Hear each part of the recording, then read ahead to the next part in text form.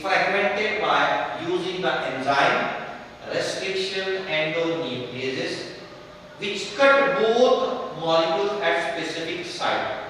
For example, you can see in this photograph, this is the target segment that can be cutted from here, this point, and that can be cutted from this point. Okay, this is called as cutting. And how this cutting is done? The cutting is done by using this enzyme called restriction endonuclease enzyme. Okay, so both ends, one end, second end, both ends they are cut at specific site. Means anywhere it is not cutting. It has a specific recognition. It finds this is the point to be cutted. So we will discuss in detail that point. The ends of the cut has the overhanging piece of single stranded DNA called the sticky end. So you can see after cutting, this is the photograph here. This is the photograph. You can see in this picture there is a cutting. Then if we enlarge this, we can see there is a hanging point, extra hanging point. This end is called a sticky end. Okay, this is called a sticky. Means something where it can go and stick to someone.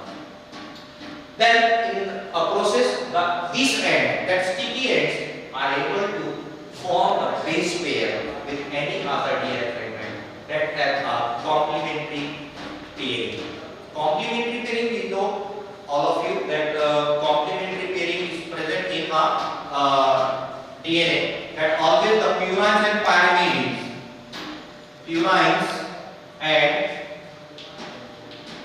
pyrimidines are having a complementary pairing. Means the pair which helps to complete, now called as the complementary.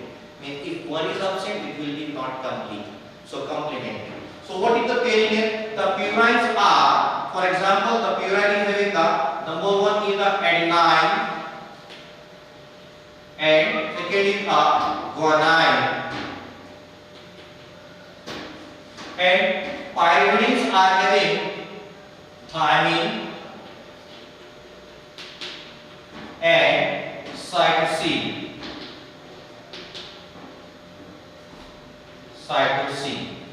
So there is always a pairing, complete pairing. What is the pairing here? From purine, the adenine will always pairs from a pyrimidine, that is the thymine. The bonding is done. This is called one complete complementary pairing. So what is complementary pairing? The pairing between adenine and thymine is complementary. So here in this you can see pairing is done here. The adenine always pairs with the thymine. You can see the A and T. A means adenine and T means thymine. And second here is a guanine always pairs with the cytosine. You can see this photograph, the guanine and cytosine. So this is completely fixed pairing. So this is done here in a hanging point. So complementary pairings are formed at the sticky end. This is the sticky end, this is the sticky end, this is also the sticky end, this is also the sticky end. So they form the pairing. This part pairs with this and this pairs with this one, and they form the complete ring, recombinant DNA.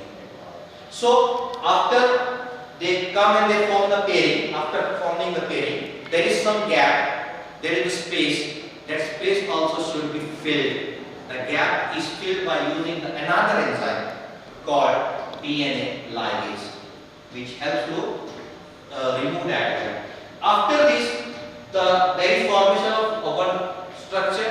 This structure is called as the recombinant DNA, and this is used now into the host to multiply.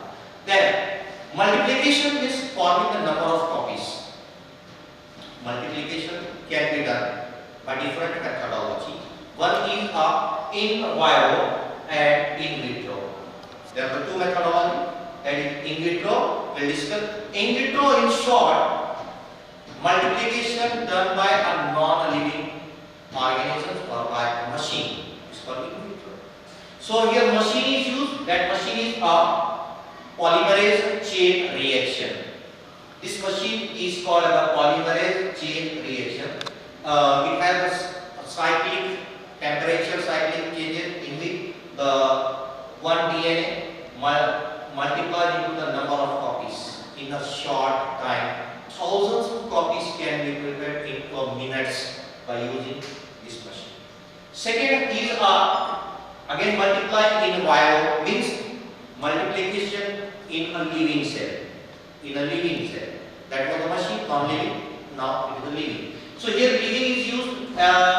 It may be the prokaryotic, it may be the eukaryotic. But here the most common used organism for multiplication is Escherichia coli. So this is used one copy and many copies are produced. This is called immunity. Then the cloning is also done in a unicellular eukaryotic. This was unicellular prokaryote, and this is the unicellular eukaryote. Different. So here is the yeast used, and sometimes some mammalian cells are also used for what? To multiply the number of copies. Then some examples regarding the production of different proteins, different enzymes by using such technology, by using recombinant technology. These are the used products, output products. Number one, first example is blood proteins. We know that blood is one of the very important liquid medium in human, and there are the different factors, enzymes in the human blood, very important. We know that if we are having a small cut, the blood starts to come out. But after 1 to 2 minutes, it got stopped there. Why? Because there are some chemicals inside that makes to clot, to stop. So these are important, which is secreted by the gene. Man formed that desired gene and started to produce artificially, and these are the examples of that artificial material, that erythropoietin. What is erythropoietin? Erythropoietin is nothing but the process of production of RBC. We know that naturally the RBC production is done in human body blood, but this is done by using this chemical. So this chemical is artificially introduced into that patient so that blood cells can be produced. Second example is of clotting factors 7, 8 and 9. These are very important. We know that blood, when it is in the body, it is in a liquid form, but when it comes out, it gets solidified. There are the two chemicals. When it comes out, it makes solidified, and when it is inside, it keeps into the liquid form. So these are the factors which makes the blood to clot, solidify outside the body. Then tissue plasminogen activator, that helps to activate the tissue formation when we go for the surgery or any cut, so that two parts of the skin get united, and that is done by one genetic chemical. This is the tissue plasminogen activator. And second example is urokinase. Now after blood protein, the second example of the products of recombinant DNA technology is human hormones. We are going to discuss complete on this one chapter there, that is human hormone. What is the human hormones? It is nothing but some molecules, organic molecules like enzymes, but required in very small quantity, and they control the metabolism, growth, muscle growth, bone, sex hormone development, everything is done here by the different hormones. Important hormones are there. Number one hormone, that is the epidermal growth factor, epidermis. That sometimes due to the any accidental cases, the skin get eroded, removed, and the new skin is formed, and that is naturally by this factor, and this is artificially produced to cure patients. Then follicle stimulating are very important. This commonly called the FSH hormone. This commonly called as the FSH hormone, follicle stimulating hormone. Very important, FSH. We know that this FSH hormone, it plays important role in male sex organ also, in female sex organ also. It has a very important role in reproduction of human. So this is also used. Then second hormone is insulin, which is produced into the pancreas. Very important. That helps to maintain the level of sugar in human blood. Actually, there are the three hormones. Yes, we'll go on. We'll discuss a little bit on this. In human,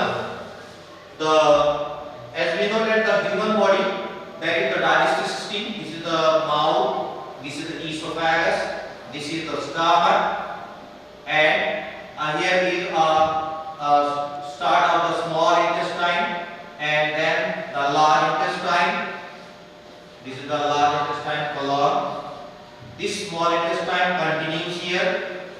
Okay. Now I want to put a light here that there is one liver organ here. The liver is having the connection. It can open into this small intestine. This is the liver. And here in between the stomach and in between the large intestine, there is a space. That space is having one more gland. That gland is a leaf-like gland. That leaf-like gland it is called as the pancreas. This is the pancreas. The pancreas internally or histologically it is formed of the two different structures. One is exocrine and second is the endocrine. The function of exocrine is to secrete the digestive enzymes which help in a process of digestion. But second part is endocrine. It has made up of three cells. One is it is made up of three cells. One is called the alpha cell. Second is the beta cell, and third will be the delta cell. Alpha cell secrete the one hormone glucagon, which maintain the glucose level in blood. Second hormone which is secreted by the beta cell is insulin, and this is the insulin. Okay. These are the cells which are secreted in the pancreas, insulin. And the third one, that is the delta cell, it secretes the somatostatin. This hormone, it controls this both level. So it's very important. So this is the hormone, insulin, that is artificially, so naturally it is inside the pancreas cell secret. But this gene is taken out and it is multiplied by recombinant DNA technology. Then nerve growth factor, we know that number of millions of neurons are present in the nervous system. So this also used to multiply. Then relaxing hormone, this is also used in during the female sex organ, during the parturition, during the baby delivery. This hormone plays very important role in relaxing the muscles of uterus. That is the relaxing. And somatotropin, it is the hormone which helps in normal growth of baby. Okay, that is the somatotrophic hormones. Then the third example is the immune modulator. Immune modulator, very important. Immune. What is the immune? It is the ability of any organism to fight against the antigens or disease-causing organism. Is called as the immune. It is the chemical or it is one of the product of recombinant DNA technology which modulates the immune. What are that? Alpha interferon and beta interferon. Very interesting. Interferon. Interferon is nothing but one of the chemical naturally secreted by a cell which is infected by the virus, and it releases one chemical to interfere the work of that virus called interferon. So there are the two alpha and beta interferon which modulate the immune system. Then colony stimulating factor, multiplication of the antibiotic colony, that is called colony stimulating factor. Lysozyme director. Naturally the lysozyme is present in the saliva, in a tears and in saliva. They doesn't allow the bacteria to enter into through the mouth, through the eyes. Very important though. So this secreting gene goes in, removed, multiplied, and chemical is now produced. That is the lysozyme. Then tubular necrosis factor. We know that one of cancer cells are produced, so that helps to protect or improve the immune that cannot suffer from the tumor formation. Then the fourth example is vaccines. Vaccine is nothing but the chemical. What is the vaccine? Vaccine is nothing but the chemicals which are produced from weakening of that virus. For example, different diseases are there. So that